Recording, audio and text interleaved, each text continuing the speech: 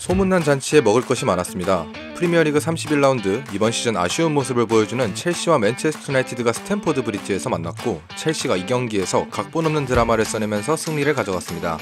리그에서 맨체스터 유나이티드를 상대로 12경기 동안 7무 5패라는 굴욕적인 기록을 보이며 승리하지 못했던 첼시가 어떻게 이번 경기에서 승리하게 되었는지 지금 바로 알아보겠습니다. 먼저 홈팀 첼시는 지난 경기 벌리전과 같은 라인업을 들고 나왔습니다. 변함없이 4-2-3-1 포메이션을 들고 나왔으며, 지난 경기 말로 구스토의 부상이 의심되어 풀백에 고민이 있을 뻔한 첼시였지만 말로 구스토가 선발 명단에 이름을 올렸습니다. 최근 워낙 경기력이 좋은 구스토이기 때문에 그의 선발 출장은 꽤나 의미가 있을 것으로 보입니다. 원정팀 맨체스터 유나이티드 또한 즐겨 사용하던 4-2-3-1 포메이션을 가지고 나왔습니다. 린델로프의 부상으로 바란과 메가이어가 오랜만에 호흡을 맞췄습니다. 맨체스터 유나이티드는 2선 자원에도 변화가 있습니다. 레시포드가 아닌 안토니가 선발 명단에 이름을 올렸고, 이에 따라 가르나초가 좌측, 안토니가 우측에 배치받았습니다.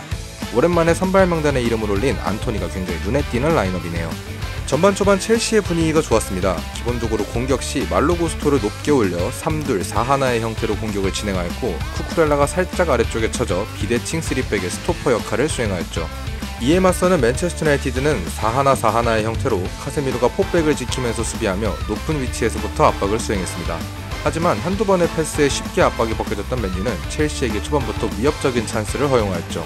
전반 4분 만에 엔조의 패스를 높은 위치에서 받은 구스토가 컷백을 시도하였고, 바란의 다리에 맞아 굴절되어 흘러나온 공을 갤러거가 깔끔하게 마무리하며 첼시가 이른 시간 리드를 가져갔습니다.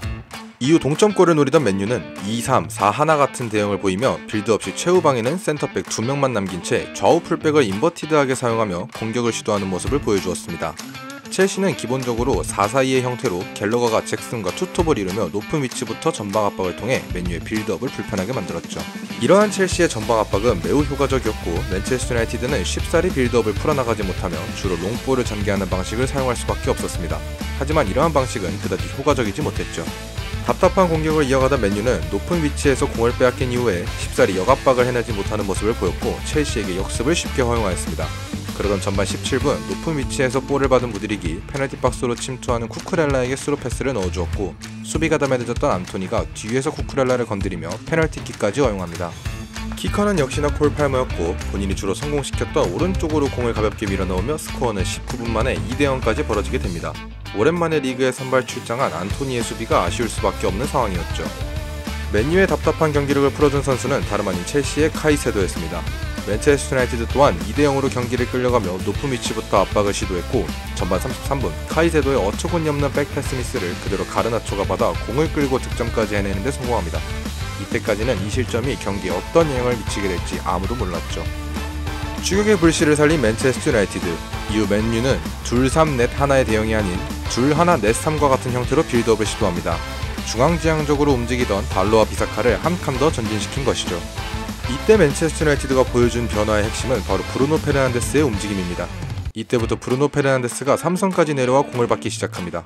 이것이 경기를 뒤집기 위해 테나흐 감독이 꺼내든 전술 변화입니다. 만회골을 넣은 지 5분 정도 지났을까요? 첼시의 코너킥 상황에서 흘러나온 공을 그대로 안토니가 받아 역습을 시도합니다. 이 공은 반대 전환까지 성공했고, 달로의 얼리 크로스가 브루노 페르난데스의 머리에 맞으며 그대로 동점골까지 만드는 데 성공하죠. 카이세도의 실수에서 나온 실점이 이 경기의 흐름을 완전히 바꿔놓은 골이 된 것입니다.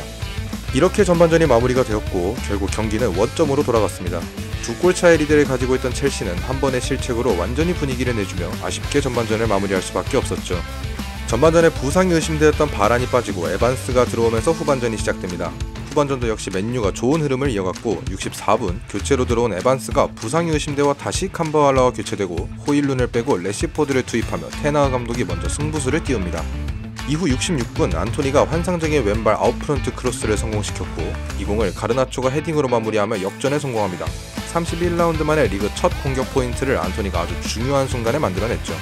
흐름은 이미 맨체스터 유나이티드에게 넘어간 상태였고, 역전골까지 성공한 맨유는 경기마저 여유롭게 풀어나갑니다. 70분 내내 다이렉트한 공방전이 이어졌던 양팀이지만 맨유는 이제 더 이상 급할 것이 없기 때문이죠.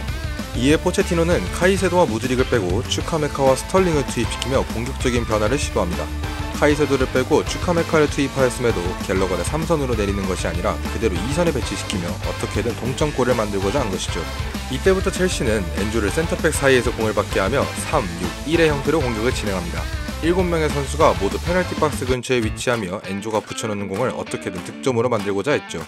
하지만 그럼에도 이렇다 할 기회를 만들지 못하고 있던 첼시, 88분 갤러거를 빼고 마두에케까지 투입시키며 극단의 공격적 자세를 취했습니다. 포체티노의 마지막 이 용병술은 경기를 완전히 뒤집어 놓았죠. 주어진 추가 시간은 8분, 96분 마두에케가 달로를 상대로 자신감 있게 페널티 박스 안쪽으로 드리블을 시도합니다. 체력이 많이 빠진 달로는 상대적으로 뒤늦은 수비를 할 수밖에 없었고 마두에케가 극적으로 페널티킥을 얻어내는 데 성공합니다. 역시나 키커는 콜 팔머, 성공시켰던 같은 코스로 다시 한 번 더 페널티킥을 성공시키며 99분 동점을 만드는 데 성공한 첼시입니다. 정말 이렇게 경기가 무승부로 끝나나 싶었는데 맨유의 마지막 공격이 실패하고 첼시가 공격을 시도하여 코너킥을 얻어냅니다. 이때 집중력이 흐트러진 맨유의 수비진이 앞쪽으로 공을 받으러 나가는 팔머를 모두 놓치고 팔머가 자유로운 상태로 공을 받아 슈팅을 시도. 슈팅을 막으려던 맥토미니의 몸에 맞고 공은 그대로 골대로 빨려 들어가게 됩니다. 98분까지 2대3이었던 경기는 2분 만에 4대3으로 뒤집히며 첼시가 결국 홈에서 승리를 가져가죠. 두 골차 리드를 가지고 있던 첼시가 맨유에게 역전을 허용한 이유, 그리고 첼시가 재역전을 할 수 있었던 이유 모두 흐름입니다. 순식간에 뒤바뀐 흐름이 결국 경기의 결과까지 바꿔놓은 것이죠. 첼시는 이번 경기를 승리함으로써 승점 43점 10위로 올라섭니다. 6위 맨체스터 유나이티드보다 한 경기를 덜 치른 상태에서 승점을 단 5점 차로 좁히며 유럽 대항전에 대한 희망을 놓지 않을 수 있게 되었죠. 반면에 끝까지 챔피언스리그 티켓을 놓고 싸울 수 있던 맨유는 이제는 정말 어려운 상황에 놓이게 되었습니다. 이 경기가 향후 리그 마지막 순위에 어떤 영향을 미치게 될지 정말 궁금하네요. 오늘 경기 리뷰 영상은 여기서 마치겠습니다. 시청해주셔서 감사합니다.